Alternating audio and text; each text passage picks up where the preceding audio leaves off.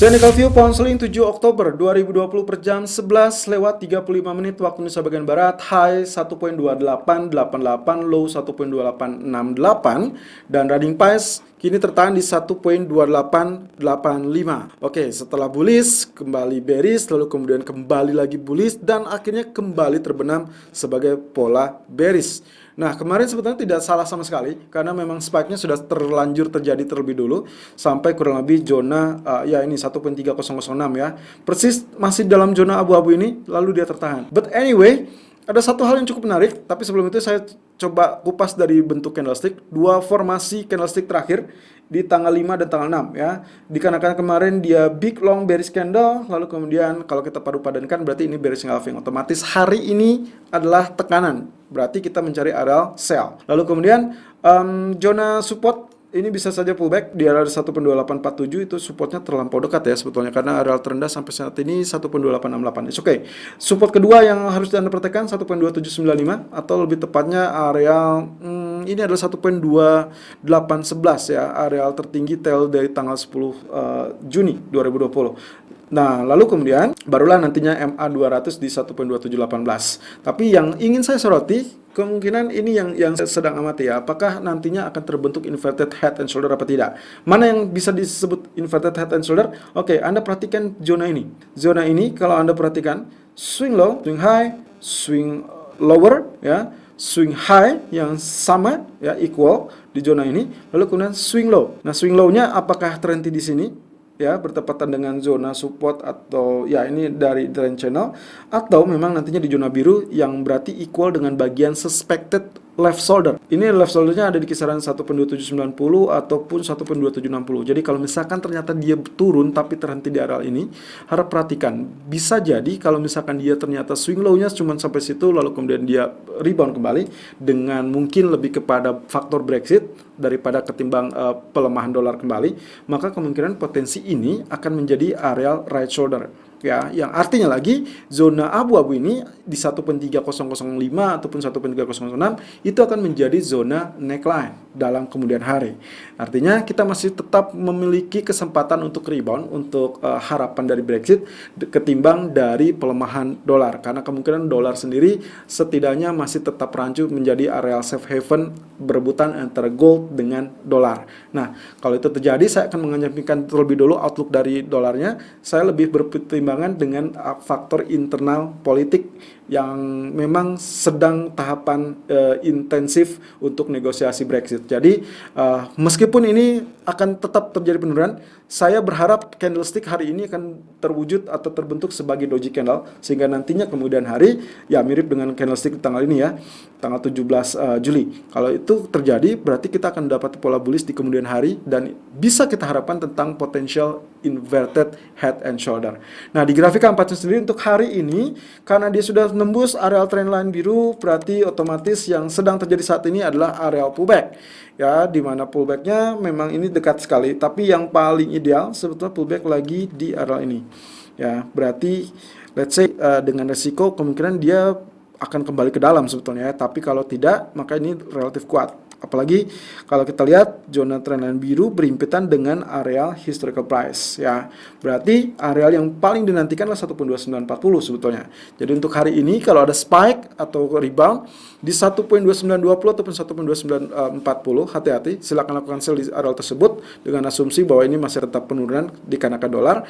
Dengan target pertama adalah 1.2868 dan target kedua adalah 1.2828. Tentunya dengan stop loss saya antisipasi di area 1.2998. Selalu gunakan stop loss dan risk management sesuai dengan equity dan strategi trading Anda. Irfan untuk Agrodana.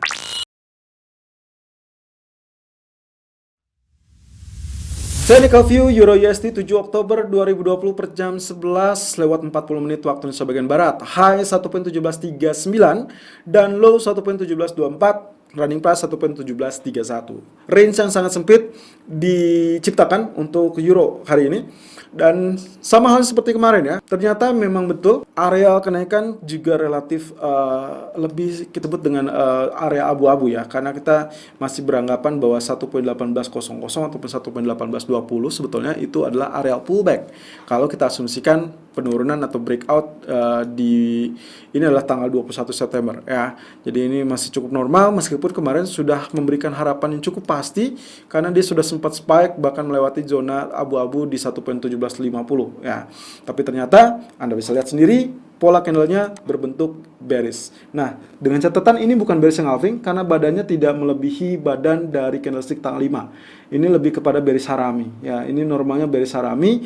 Lalu kemudian yang paling penting lagi berarti polanya tetap pola penurunan. Jadi untuk hari ini kita akan mencari zona sell untuk Euro USD. Tentunya yang paling memungkinkan adalah zona abu-abu ini 1750 ya. Sampai saat ini area high-nya masih tertahan di 1.1739 dengan low 1.1724. But actually yang bikin saya ragu di sini adalah dilematisnya tentang pergerakan euro. Statement dari ECB, statement dari Lagarde tetap mengatakan bahwa mereka bukan mengincar tentang penguatan ataupun pelemahan dari mata uangnya, lebih kepada faktor ekonomi. Jadi mereka tidak melihat aset, mereka lebih memberikan kebijakan stimulus tersebut lebih kepada ekonomi secara keseluruhan. Nah, otomatis apa yang terjadi dengan euro ini mirip dengan apa yang terjadi dengan dolar sebetulnya. Kalau misalkan orang lebih berpikir tentang kemungkinan potensi terjadinya perbaikan ekonomi di Eropa, maka otomatis orang mengincar lebih kepada euro ketimbang memegang dolar. Karena dia memiliki imbal hasil yang lebih tinggi daripada US dollar. Nah, simpelnya seperti itu. Otomatis itulah yang membuat dia spike ataupun kenaikan dalam beberapa bulan terakhir. Nah, kali ini justru dalam zona ini. Nah, oke, saya coba tambahkan di sini ya. Anda bisa tarik dari sini ya, dari ujung ini atau dari ini ya. Nah, kalau saya tarik seperti ini, berarti saya mendapatkan zona ini sebagai trend line atau resisten batasan kita, sehingga kalaupun dia spike hampir mirip dengan kemarin ya, dia tertahan di area ini mendekati, berarti ini cukup bagus area yang kita ambil.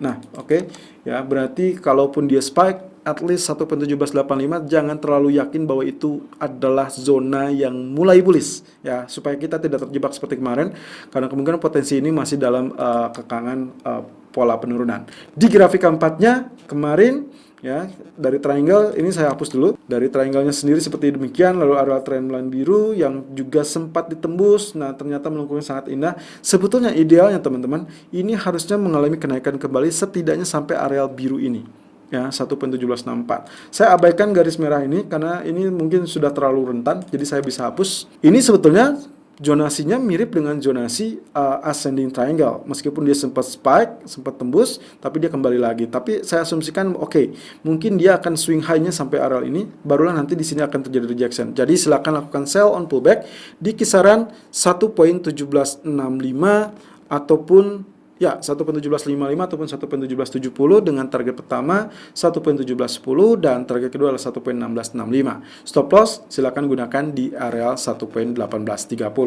Selalu gunakan stop loss dan risk management sesuai dengan equity dan strategi trading Anda. Irfan untuk Agrodana.